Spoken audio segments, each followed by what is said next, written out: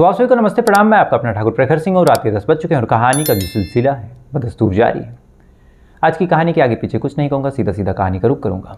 और इस कहानी की जो शुरुआत होती है वो होती है बिहार की राजधानी पटना में।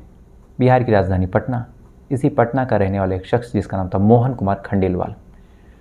मोहन कुमार खंडेलवाल का जो नाम था पूरे इलाके में, पूरे पटना में वहाँ के नामी गिनामी व्यक्तियों में आता था। मोहन कुमार के अच्छे खासे होटल चलते थे, अलग अलग बिजनेस थे, प्रॉपर्टी डीलिंग का इन्होंने काम किया, उससे भी इन्होंने करोड़ों रुपए कमाए। अब इस हिसाब से पैसा था, इस हिसाब से रुतबा था। सारे लोग इनको जानते थे, पहचानते थे, सभी लोग इनकी इज्जत करते थे। शहर के, पूरे ज़िले के बड़े बड़े व्यापारियों में इनकी गिनती होती थी। मोहन कुमार खंडेलवाल भी अपने आप में बेहद अच्छे इंसान, सरल स्वभाव के व्यक्ति, जिससे भी मिलते थे हंस के मिलते थे, सबसे प्रेमपूर्वक बात करते। परिवार में भी ज़्यादा लोग नहीं थे, मोहन थे, उनकी बीवी थी और एक तेजा 14 साल का बच्चा जिसका नाम शिवम। टोटल 3 लोग रहा करते। अब चूंकि इकलौता बेटा था तो मोहन का भी एकमात्र वही सपना था कि चाहे जैसे करके अपने बेटे को कुछ काबिल बना दें, उसके जो भी ड्रीम है, जो भी हसरतें हैं, उसको पूरी कर दें। इन्होंने अपने बेटे से पूछा कि बेटा तुम करना क्या चाहते हो। जो बेटा था शिवम, उसने कहा कि पापा मैं टेनिस का प्लेयर बनना चाहता हूँ। अब पैसे की कोई कमी नहीं थी, कोई दिक्कत भी नहीं थी, इसलिए इन्होंने अपने बेटे का दाखिला एक स्पोर्ट क्लब में करवा दिया। इधर स्कूलिंग भी चल रही थी, तो दिन भर जो बेटा था वो स्कूल जाता, उसके बाद शाम होती, एक गाड़ी थी, एक ड्राइवर था, उसको लेके चला जाता अपनी स्पोर्ट क्लब। वहाँ पे टेनिस की प्रैक्टिस करता, शाम हो जाती, घर पे आता, आने के बाद होमवर्क वगैरह करता, घर वालों के साथ मौज मस्ती करता, खाता पीता सो जाता, हंसता खेलता परिवार था, ना कोई दिक्कत थी, ना कोई टेंशन थी, सारी चीज़ें बिल्कुल ठीक चल रही थी। लेकिन इसी बीच एक तारीख आती है, 7 फरवरी साल 2014। 7 फरवरी साल 2014 को सारी चीज़ें बिल्कुल ठीक चल रही थी। जो मोहन कुमार थे अपने ऑफिस गए थे, जो बीवी थी वो घर पे थी, बच्चा जो था स्कूल गया होता। लेकिन जैसे शाम के लगभग 7 साढ़े 7 बजते हैं, अचानक से मोहन कुमार खंडेलवाल की फ़ोन की घंटी बजती है। फ़ोन की घंटी बजती है, ये नंबर देखते हैं, नंबर अननोन था, फिर भी ये फ़ोन उठाते हैं। उठाने के बाद जैसे ही हेलो बोलते हैं, फ़ौरन सामने वाला शख्स पूछता है कि क्या आप शिवम के फादर बोल रहे हैं। अब ये चीज़ जैसे ये सुनते हैं, सुनने के बाद एक बार चौंक उठते हैं कि ये कौन सा फ़ोन है। फिर भी उन्हें लगा कि शायद ट्यूशन से फ़ोन होगा या फिर स्कूल कॉलेज से फ़ोन होगा। उन्होंने कहा हाँ। फ़ौरन जो सामने वाला शख्स था कहता है कि शिवम हमारे कब्ज़े में है और अगर तुम्हें उसको सही सलामत देखना है तो हम जो कहते हैं वो कर देना। अब ये शब्द सामने वाले का बोलना हुआ कि जो मोहन कुमार थे बदहवास हो जाते हैं। उन्हें कुछ समझ नहीं आ रहा था कि ये सामने वाला बोल क्या रहा और जो बोल रहा वो सही है या फिर ये कोई सपना देख रहे हैं। उसके बाद सामने वाला कहता है कि पुलिस को अगर खबर की तो अपने बेटे को कभी देख नहीं पाओगे, इसके इतने टुकड़े करूँगा कि शायद अगर सामने भी पड़ गया तो तुम पहचानने से इनकार कर दोगे। अब ये तमाम चीज़ें सामने वाला बोल रहा, मोहन कुमार चुपचाप बुद्ध बन के सुन रहे हैं। काफ़ी देर तक वो धमकी देता है, उसके बाद फिर अंत में मोहन कुमार के मुँह से निकलता है कि भैया आपको जो चाहिए वो तमाम चीज़ें मैं आपको दूंगा, बस मेरे बेटे को कुछ नहीं होना चाहिए। लेकिन फिर भी एक रिक्वेस्ट है आपसे कि सारी डिमांड तो आपकी मांग लूँगा, लेकिन एक बार अपने बेटे की आवाज़ सुनना चाहता हूँ ताकि मुझे तसल्ली हो जाए कि मेरा बेटा ठीक है। अब कायदे से मोहन कुमार यहाँ ये टेस्ट करना चाह रहे थे कि जो बेटा है वो सच में किडनैप है या फिर ये कोई प्रैंक कॉल है। बहरहाल सामने वाले किडनैपर ने फ़ौरन बेटे के कान पे फ़ोन रख दिया। सामने से शिवम एकदम लड़खड़ाई आवाज़ में बोलता है कि पापा मुझे बचा लो। अब बेटे के मुंह से ऐसी आवाज़, पिता एकदम सुन पड़ गया। फ़ौरन जो किडनैपर था वो फ़ोन ले लेता है, उसके बाद कहता है कि अब तो तसल्ली हो गई। ये कहते हैं हाँ, तो फिर कहता है कि अगले दिन तक 2 करोड़ रुपए का इंतज़ाम भी कर लो, नहीं तो फिर अपनी बेटी की आवाज़ कभी सुन नहीं पाओगे। इतना कहने के बाद जो किडनैपर था उसने फ़ोन कट कर दिया। उसके बाद इधर से मोहन कुमार लगातार फ़ोन मिलाते हैं, लेकिन सामने से कोई रिस्पॉन्स नहीं, फ़ोन स्विच ऑफ हो जाता है। अब ये परेशान, इन्हें कुछ समझ नहीं आ रहा क्या करें। सामने वाले ने मना भी किया था कि किसी को बताना नहीं, साथ ही मोहलत भी दी थी कि 2 करोड़ रुपए, 12-14 घंटे का वक्त। अब प्रॉपर्टी सारी चीज़ें इनके पास तो थी, लेकिन 2 करोड़ रुपए कैश लाना अब ये थोड़ा मुश्किल टास्क था, वो भी साल 2014 में। बहरहाल ये परेशान होते हैं, घर आते हैं। आने के बाद इधर बीवी थोड़ा सा परेशान थी कि बेटा अब तक आया नहीं, 7 बजे तक आ जाना चाहिए। बीवी लगातार फ़ोन कर रही, शिवम फ़ोन उठा नहीं रहा, उसका फ़ोन स्विच ऑफ है। इसके बारे में बीवी ने जब मोहन कुमार से जिक्र किया तो मोहन कुमार टूटते हैं और टूटने के बाद रोने लगते हैं और बताते हैं कि हमारे बच्चे का किडनैप हो गया। अब एक ये बात सुनती है।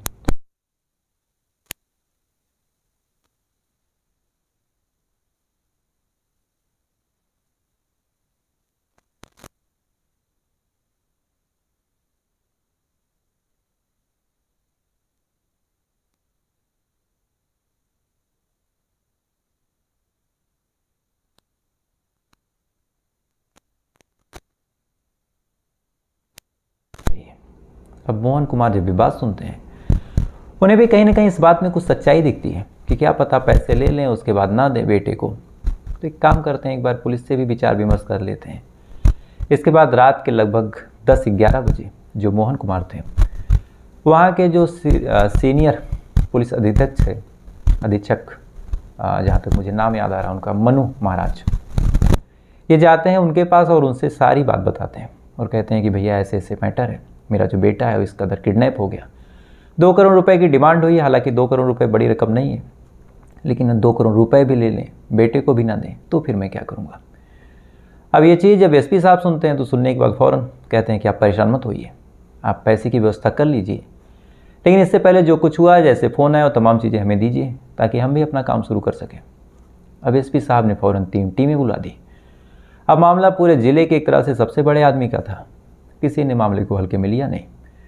फ़ौरन 3 टीमें बनाई गई और 3 टीमों में जो पूरे ज़िले के जितने कद्दावर पुलिस वाले थे, यानी जो बहुत रिस्की थे, बहुत ज़हीन दिमागी थे, जिनकी बहादुरी की चर्चाएं पूरे प्रदेश में होती थी, जहाँ जहाँ वो गए उन्होंने नाम किया, ऐसे तमाम लोगों को जो एसपी साहब थे उन्होंने इकट्ठा किया और इकट्ठा करके फिर एक टीम बनाई और टीम को कहा कि तुम लोग 3 अलग अलग भागों में बंट जाओ और इस केस को सुलझाओ, और एक चीज़ ध्यान देना, पैसे चले जाएं लेकिन बच्चे को कुछ नहीं होना चाहिए। अब एसपी साहब का आदेश, फ़ौरन तीनों टीमें अपने काम में जुटती हैं। सबसे पहले जो मोहन कुमार थे उनको बुलाया गया और पूछा गया कि किस नंबर से फ़ोन आया था। अब नंबर के बारे में जब पूछा गया, मोहन कुमार ने नंबर दिया। पुलिस वालों ने इस नंबर को सर्विलांस पे लगा दिया। सबसे पहले नंबर के मालिक के बारे में पता किया गया। तो जब नंबर के मालिक के बारे में पता किया गया तो मालिक का जो नाम और जो एड्रेस निकला, उसे सुनने के बाद पुलिस वाले भी एक तरह से सन्न रह गए। दरअसल ये नंबर ना तो यूपी का था, ना ही बिहार का था, बल्कि इन सभी जगहों से सैकड़ों किलोमीटर दूर कर्नाटक के बेंगलुरु का था। अब ये चीज़ जब पुलिस वाले सुनते हैं, साथ ही जब सर्विलांस टीम बताती है कि साहब ये नंबर तो यहाँ का है और ये नंबर वहाँ पे काफ़ी टाइम तक एक्टिव भी रहा है, ऐसा नहीं कि ये नंबर वहाँ के आईडी पे लिया गया फिर यहाँ पे लाया गया, बाकायदा ये कई महीनों से यूज़ में नंबर है और ये नंबर कर्नाटक में ही यूज हो रहा। अब पुलिस वाले जब ये चीज़ देखते हैं कि नंबर कर्नाटक का, उन्हें लगा कि कौन सा किडनैपर है जो कर्नाटक से आके किडनैप कर रहा। बहरहाल पुलिस वाले पूछते हैं कि इस टाइम इसकी लोकेशन कहाँ पे है और लास्ट लोकेशन क्या थी। तो जब लास्ट लोकेशन खंगाली गई तो संजोग से जो लास्ट लोकेशन थी वो बिहार में एक ज़िला है भोजपुर, और इसी भोजपुर में एक गांव लगता है धानुपुर गांव। लास्ट लोकेशन इसी धानुपुर गांव की निकली। कम से कम ये चीज़ सुनने के बाद पुलिस वालों ने राहत की सांस ली।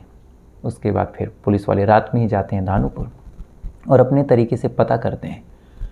अब पूरे गांव में रात भर में पुलिस वाले छानते रहते हैं, इस उम्मीद में कि नहीं किसी घर में ये लोग कैद हुए होंगे, बच्चे को लेके पड़े होंगे। पूरी रात एक एक घर की तलाशी ली गई, पूरी रात एक एक घर के बारे में पता किया गया, लेकिन अब तक शायद जो किडनैपर थे उनको भी भनक लग चुकी थी और किडनैपर वहाँ से जा चुके थे, यानी पुलिस वालों के हाथ खाली। इधर सुबह हो गई। सुबह होने के बाद अब कायदे से पैसे देने का वक्त आ गया। इधर मोहन कुमार एकदम बदहवास, क्या करें। एसपी साहब ने रोक रखा था कि पैसे तभी देना जब हम बोलेंगे, तभी हम आपकी कुछ मदद कर सकते हैं। इधर किडनैपर ने कहा था कि किसी को कुछ बताना नहीं। दोहरी नाव पे बेचारे एक सवार, इकलौता बेटा, वो भी किडनैपर के चंगुल में। पुलिस वालों से पूछा कि भैया आप लोगों ने क्या काम किया। पुलिस वालों ने बस आश्वासन दिया कि कुछ वक्त और चाहिए, हम सुलझा लेंगे। इधर एक बाप एक माँ जिसका बेटा गायब हो, वो कैसे चैन में रहे। बहरहाल और कोई ऑप्शन भी नहीं था।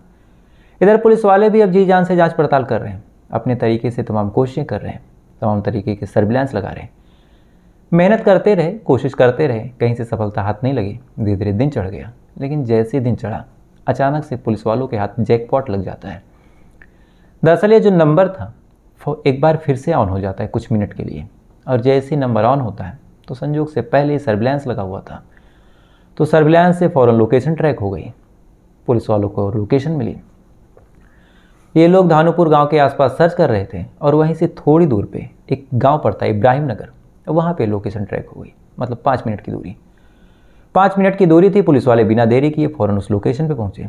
एक एक घर को चेक किया तो एक घर से शिवम दोनों किडनैपर बरामद हो गए।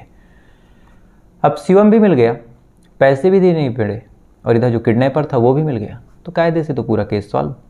अब इन लोगों को लेके जाना था, पूछताछ करनी थी, लेकिन यहीं से तो पूरी कहानी फिर से शुरू हो गई। दरअसल जो किडनैपर थे, जब उनको पुलिस वाले उठाते हैं, उठाने के बाद ले जाते हैं, मारते पीटते हैं, तभी से पूछताछ करते हैं। तो किडनैपरों ने फिर अपना नाम बताया। एक ने अपना नाम अभिषेक सिंह बताया, दूसरे ने अपना नाम प्रदीप पाठक बताया।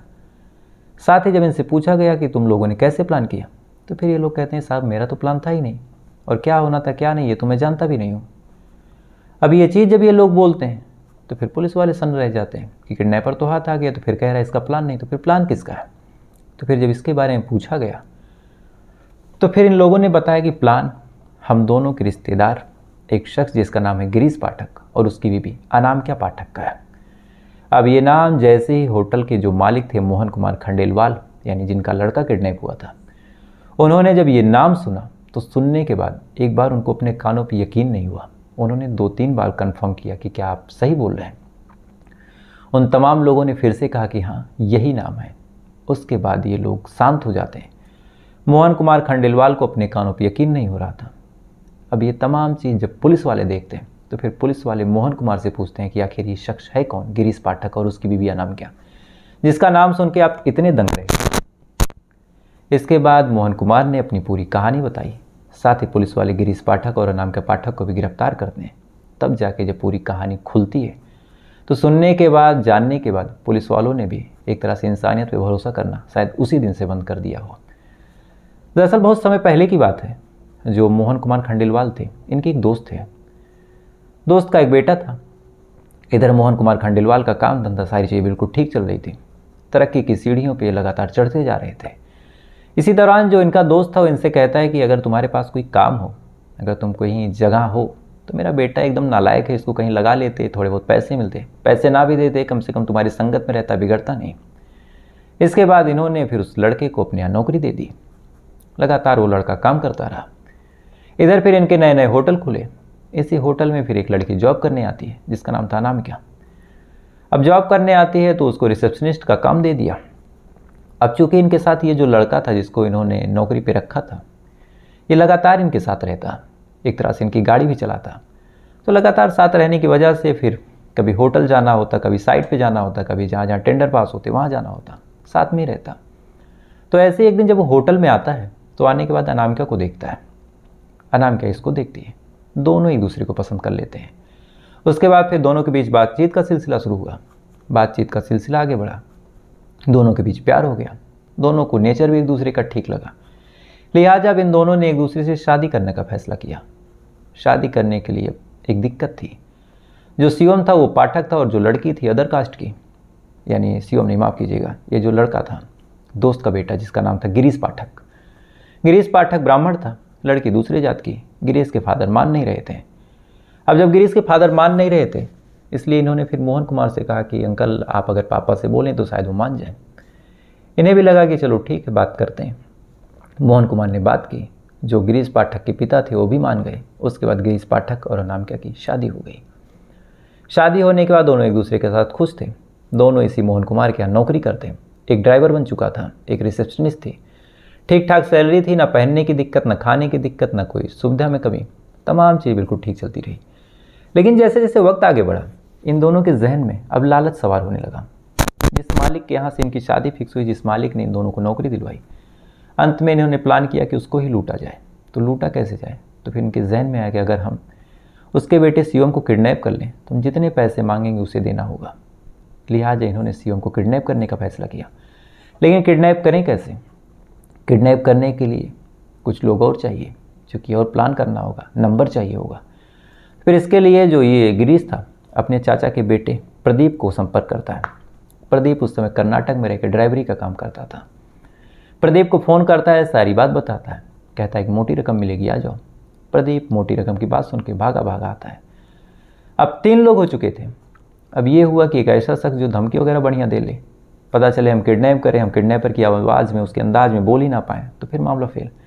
इसलिए इन्होंने एक अभिषेक सिंह नाम के शख्स को भी इस प्लान में शामिल किया। चारों लोग मिलते हैं। मिलने के बाद प्लान बनने के साथ साथ फिर ये हुआ कि किडनैप कैसे करें।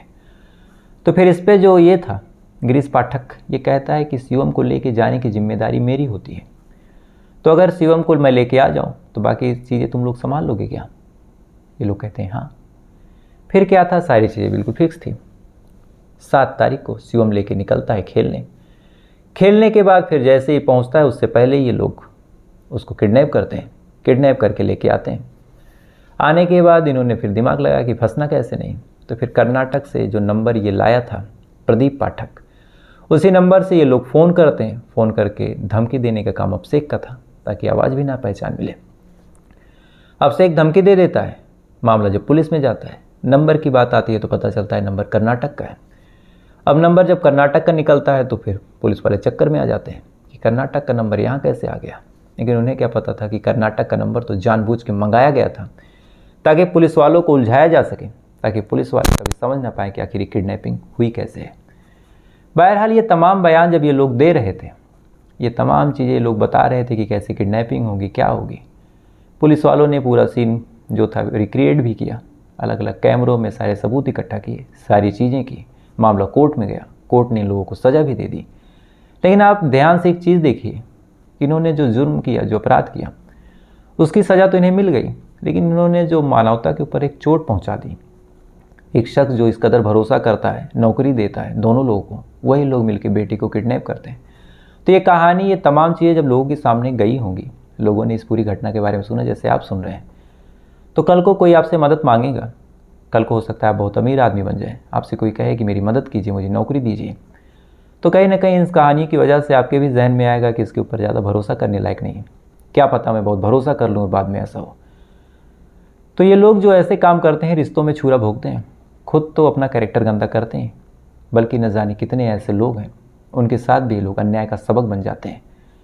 खैर, फिलहाल ये थी पूरी कहानी। मुझे लगा थोड़ा सा ट्रेंड चेंज करना चाहिए। डेली मर्डर, डेली वही तमाम चीज़ें। तो आज एक किडनैपिंग की कहानी थी, मुझे लगा आपको सुनानी चाहिए। तो फिलहाल ये थी पूरी कहानी। अब आपसे कल फिर मुलाकात होगी किसी दूसरी कहानी के साथ। तब तक अच्छे रहिएगा, खुश रहिएगा, अपना ख्याल रखिए, अपने देश का ख्याल रखिए। जय हिंद, वंदे मातरम।